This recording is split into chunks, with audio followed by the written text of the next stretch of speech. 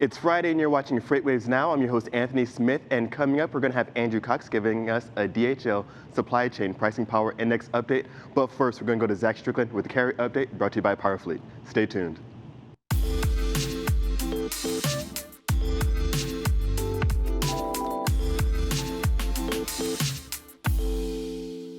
Everyone, and welcome to your Friday carrier update presented by PowerFleet. I'm Strickland, and today we're going to talk about how tender rejection rates have actually jumped back up, surprisingly, as volumes also appear to be on the recovery end as we end the week this week. So this is somewhat of a surprising circumstance if you overlay seasonality with what traditionally happens this time of year.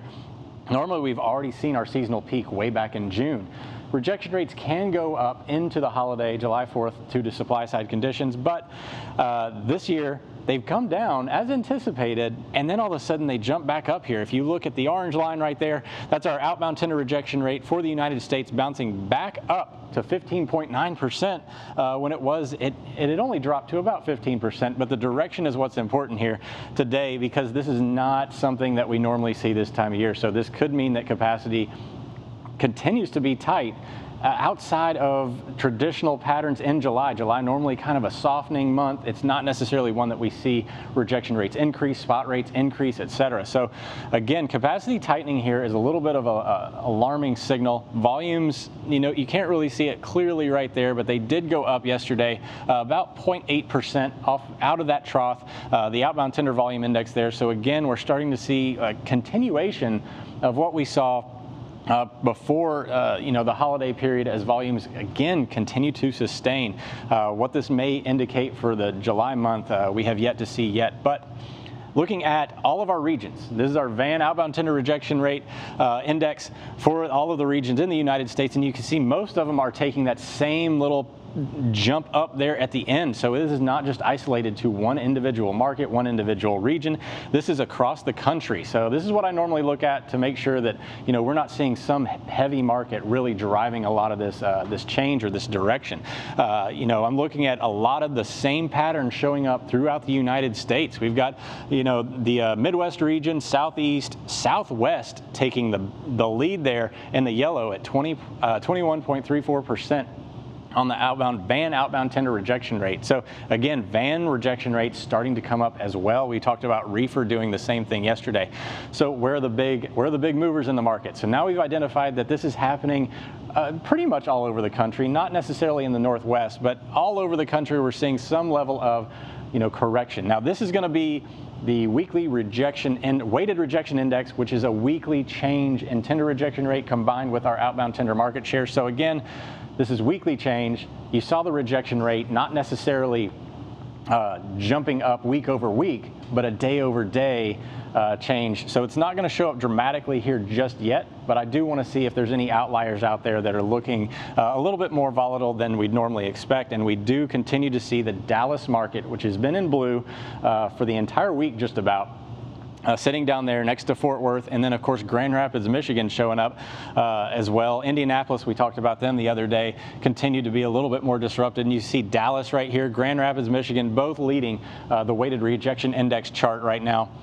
And you got Fort Worth sitting there. Allentown, Pennsylvania, another one to keep an eye on in the Northeast. We've seen reefer rejection rates out there really start to pick up a little bit more than we normally see. If you were watching On the Spot this morning, you would know that is going to be one of the areas to watch, especially for reefer activity, as capacity does appear to be tightening for some of these reefer markets, especially Dallas, which is not a traditional reefer market outside of this time of year, of course. So looking at the Dallas market itself, we're looking at the mid-haul and tweener rejection rates, both taking pretty large jumps there. Long haul as well. Long haul rejection rates up. Looking at our VAN outbound tender rejection index shooting up, as well as the reefer outbound tender rejection index shooting up as well. So both modes out of Dallas really starting to pick up in terms of capacity tightness. Moderate increase on the index up there that's telling us that it does have a statistical significance on a weekly change. Looking at the Atlanta, Georgia market, which we had seen was there in red.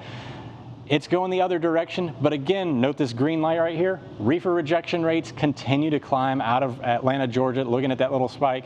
Outbound tender rejection index in general coming down. So reefer activity starting to pick up in the Atlanta market. So any reefer carriers out there really need to pay attention to what's going on in the spot market, and that'll do it for today's carrier update.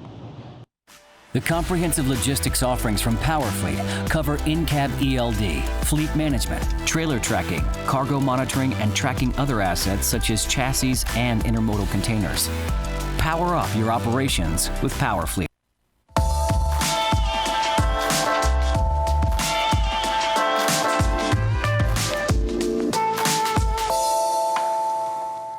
Hello and welcome to the DHL Supply Chain Pricing Power Index update. I'm here with Andrew Cox. Andrew, what do you have for us today? Tony, we had no change in the DHL Supply Chain Pricing Power Index this week. I can tell you why. One of the big reasons is the way that our outbound tender volume index is built and calculated and exhibited is a 7-day moving average. So as such, anytime that we have a big national holiday where a lot of shippers shut down and drivers get off the road, you have this week-long kind of trough where volumes are disrupted. You can see it happen the last 2 years. It happens every year like clockwork. So it kind of makes weekly comparisons useless, really. We can't really compare what the volumes were this week compared to last week, but we can look at the trough and how deep the trough went and how quickly it can recover. And this year, although just slightly, was a little bit shallower than the previous 2 years, which gives me a little bit of hope that the volumes are going to come roaring out when they're back up to their normal levels. I think it'll be tomorrow or Sunday. So I think the volumes are going to come out strong.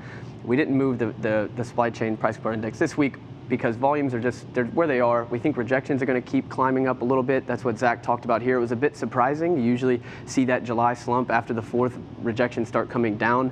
That didn't happen right now. It hasn't happened so far, which is a good sign for the carriers. I think they're strongly positioned here at 55, looking to move forward in the coming weeks. Right, and as you saw, or just mentioned right there, that trough was not as deep as it was historically. And when we're looking at moving forward, I always ask this, what's the outlook, I guess, just even for the next month or so? I think the outlook is pretty good for the carriers. So, we think that there are a lot of the areas of the country that may go into another lockdown. But when those lockdowns hit, it wasn't so much the freight volumes that got hurt dramatically. Really, the industries that are being shut down, there'll be restaurants or possibly hotels. There are a lot of service-based industries that don't move a ton of freight on their own. And even then, if those industries were to be locked down and the people that live in those areas aren't able to go there, they may shift their purchasing to goods. You may see another grocery explosion like we've seen back in March and April. So the carriers are not in such a bad position this time around with the lockdowns as they were the last one. I don't think they're going to be as severe. And one of the other areas that you often mention whenever we get up here is that Bank of America credit card data. Certainly, if we go into another lockdown, potentially we would see more potential credit card data or for e-commerce spiking up, and that should surely kind of keep volumes flowing and capacity relatively tight, right? Yeah, it should. That should help. The only thing that we worry about, again, another theme we've been talking about, those unemployment benefits run out July 31st. There is talks about extending them. We don't know what that's going to be right now, but I read an analysis this morning from Morgan Stanley that said they're expecting roughly a $40 billion hit to personal income starting in August when these payments run out. There's about 31 million people receiving $600 a week right now. So that's a lot of money that's going to be now taken out of the economy. Whether that consumer spending can stay up at the elevated levels that it is right now, I'm not so sure.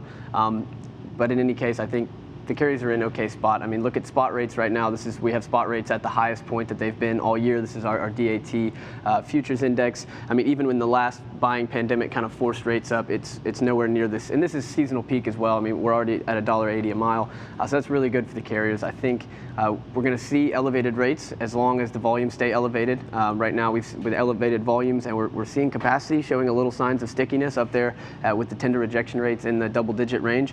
If we can see that for a couple more weeks, the carriers can be really feeling good.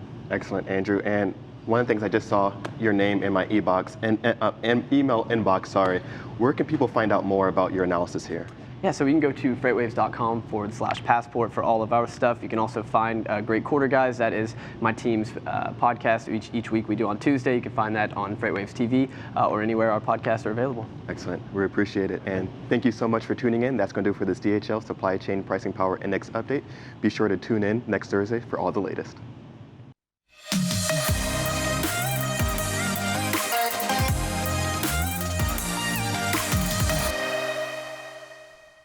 Thanks so much for tuning in on this Friday edition of FreightWaves Now. The content doesn't stop here. We're always streaming around the clock, so check out our FreightWaves TV app at all your favorite platforms, including Apple TV. Thank you so much for tuning in, and we'll see you on the next episode.